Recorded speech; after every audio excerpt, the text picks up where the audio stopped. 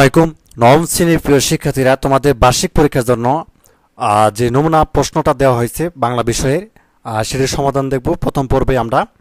তো যা হোক, অবশ্যই ভিডিওটি শুরু থেকে শেষ পর্যন্ত দেখবে। তো অবশ্যই অনেক কিছু গুরুত্বপূর্ণ বিষয় রয়েছে যেগুলো হচ্ছে তোমাদের বার্ষিক পরীক্ষায় আসবে, ঠিক আছে? তো প্রথম হচ্ছে আমরা 25 নাম্বারের, বিশেষ করে নৈবিত্তিক অংশ যেটা রয়েছে 25 নাম্বারের, বহু নির্বাচনী 15 আর হচ্ছে এক কথায় হচ্ছে 10, এই 25 নাম্বারের মানে 25 নাম্বারের যে প্রশ্ন এবং সমাধান সেটা দেখব, ঠিক আছে? এবং প্রত্যেকটার জন্য 1 নাম্বার করে, খুবই গুরুত্বপূর্ণ এবং এগুলি কিন্তু বার্ষিক পরীক্ষায় আসবে। যদিও নমুনা প্রশ্ন, কিন্তু এখান থেকে দেখা যাচ্ছে কি অনেক শিক্ষা প্রতিষ্ঠানে এখান থেকে প্রশ্ন করবে, দেখা যাচ্ছে একটু কাটছাট করে একটু পরিবর্তন করে হয়তো বা এখান থেকে বেশিরভাগ প্রশ্ন করে দিবে, ঠিক আছে? তো যাই হোক, এখান থেকে দেখো যে 1 নাম্বার প্রশ্নটা যেটা দেওয়া আছে যে সমুখ স্বরধ্বনি কোনটি? এখানে ক আ আছে, খ আ আছে এবং গ এ আছে এবং গ হচ্ছে ই আছে, তাই না? তো এখানে তোমাদের উত্তরটা হবে এই যে গ ই, রসই আর কি, এই যে রসই, ঠিক আছে? তো তারপর দেখো কোনটি লেখ্য প্রমিতের উদাহরণ? অসুবিধা, তুলো, দেবার, হাজারো। এখানে কি হবে? অসুবিধা, ক নাম্বারটা হবে, ঠিক আছে? এই যে অসুবিধা। তো তারপর দেখো 3 নাম্বারটা যে কোনটি কর্তব্যমিত? লাখ, টুকরা, দেওয়া, ভিতর। এখানে উত্তরটা কি হবে? লাখ, ঠিক আছে? এই যে লাখ, মানে ক নাম্বার উত্তর হবে। তো তারপর দেখো যে সাধুরীতির পথ প্রমিত রীতির তুলনায় দীর্ঘতর হয় নিচের কোন শব্দ শ্রেণীর ক্ষেত্রে? বিশেষ্য, বিশেষণ, যোজক, অনুসর্গ। কোনটা হবে? অবশ্যই অনুসর্গ হবে, ঠিক আছে? গ নাম্বারটা অনুসর্গ হবে। তো কোনটি বলকের উদাহরণ? তোমার পারা উচিত, তুমিই পারবে, তোমার দ্বারা হবে, তোমাকেই খুঁজছে বাংলাদেশ। কোনটা হবে? অবশ্যই হবে তুমিই পারবে, ঠিক আছে? এটা হচ্ছে বলকের উদাহরণ। এই খ নাম্বারটা উত্তরটা হবে। তো তারপর দেখো যে আমরা হচ্ছে এই যে সম শব্দের প্রতিশব্দ কি? অধুনা, অতল, সমীর, চাঁদ। চাঁদ হবে, ঠিক আছে? এই তোমাদের সম, এটার প্রতিশব্দ হচ্ছে মানে সমর্থক শব্দ যেটা আমরা প্রতিশব্দ, সেটা হচ্ছে চাঁদ। এবং 7 নম্বর দেখো যে অর্বাচীন শব্দের প্রতিশব্দ কি? এবার হচ্ছে অর্বাচীন শব্দের প্রতিশব্দ কি? নতুন, ঠিক আছে? এখানে কি হবে? ক নাম্বারটা হবে নতুন। এবং 8 নাম্বার দেখো যে তরিৎ শব্দের বিপরীত শব্দ কোনটি? ঋষ এবং শ্লথ, সচেষ্ট এবং বিভক্ত। কোনটা হবে? অবশ্যই হবে সলত, ঠিক আছে?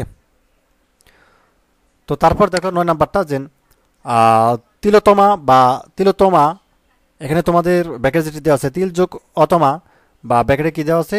অভিধানে তৃতীয় বন্ধনীর মধ্যে অংশকে কি বলে? শীর্ষ শব্দ, শব্দের গঠন, শব্দের উচ্চ, উচ্চারণ। অবশ্যই কি হবে? শব্দের গঠন হবে, খ নাম্বারটা, ঠিক আছে? তো তারপর দেখো যে কি হবে 10 নাম্বারটা যে অভিধানের বর্ণক্রম অনুযায়ী নিচের কোন গুচ্ছ সঠিক? উত্তরটা কি হবে? তোমাদের খ নাম্বার হবে, ঠিক আছে? যে খ নাম্বার, আশ, আবরণ, ক্ষমা, কার্যকর। এই উত্তরটি সঠিক। তারপর একটা কবিতা অংশ দেওয়া আছে 11 এবং 12 নং উত্তর দিতে হবে। তো এখানে যে কবিতাটি দেওয়া আছে, পরের কারণে স্বার্থ দিয়া বলি এ জীবন মন সকলেই দাও, তাহার চেয়ে সুখ কোথাও কি আছে, আপনার কথা বলিয়া যাও। তো কবিতাংশের বাপ নিম গাছ গল্পের কোন চরিত্র ফুটে উঠেছে? লক্ষ্মী বউ, অর্থাৎ বিজ্ঞজন, কবি, কবিরাজ। উত্তর ঠিক হবে, লক্ষ্মী বউ হবে, ঠিক আছে? তো তারপর দেখে সাদৃশ্যপূর্ণ ভাবটি হলো পরার্থপরতা, নিঃস্বার্থতা, উদারতা। এখানে তোমাদের পরার্থপরতা, নিঃস্বার্থতা 1 এবং 2, এক নাম্বারটা উত্তর হবে, ঠিক আছে? এ দেখতে পাচ্ছ ক নাম্বার উত্তর। তো তারপর হচ্ছে আমরা দেখব যে আমি কোনো আকান্তক নয়, কবিতার কোন মাসের দানের মঞ্জুরির কথা বলা হয়েছে? এখানে কোন মাসের কথা বলা হয়েছিল? কার্তিক মাসের, গ নাম্বারটা উত্তর হবে, ঠিক আছে? এই কার্তিক মাসের। আর জন্মভূমি কবিতায় কবি কাদেরকে পাষণ্ড বর্বর বলেছেন? ঠিক আছে? সাজাত্যবোধহীনদের এবং দেশবিদ্রোহীদের এবং স্বদেশ প্রীতিহীনদের। উত্তরটি কী হবে তোমাদের? উত্তরটি হবে 1 এবং 3, মানে এই যে খ নাম্বার উত্তরটি হবে, ঠিক আছে? এক নাম্বার এবং 3 নাম্বার, এই দুইটা মিলে। তো তারপর হচ্ছে আমাদের 15 নাম্বার যে কবিতার প্রতি লাইনে শেষে অন্তমিলকে কি বলে? ঠিক আছে?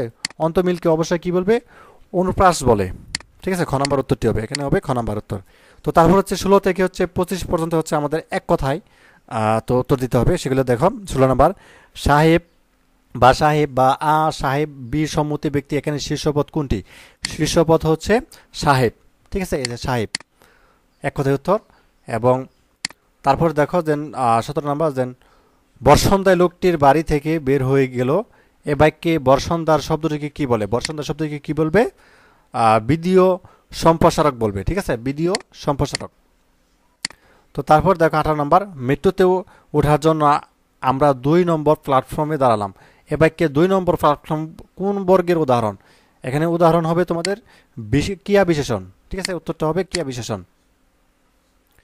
তো তারপর দেখো দরিদ্র শব্দটির সঠিক উচ্চারণ লেখো। দরিদ্র, ঠিক আছে, যে এইভাবে কিন্তু লিখতে হবে, দরিদ্র। বিচিত্র শব্দের বিশেষবাচক রূপ কোনটি? বৈচিত্র্য, এই যে বৈচিত্র্য, 20 নম্বর উত্তর। এবং তারপর হচ্ছে স্বরবৃত্ত ছন্দের এক এক পর্ব কত মাত্রার হয়?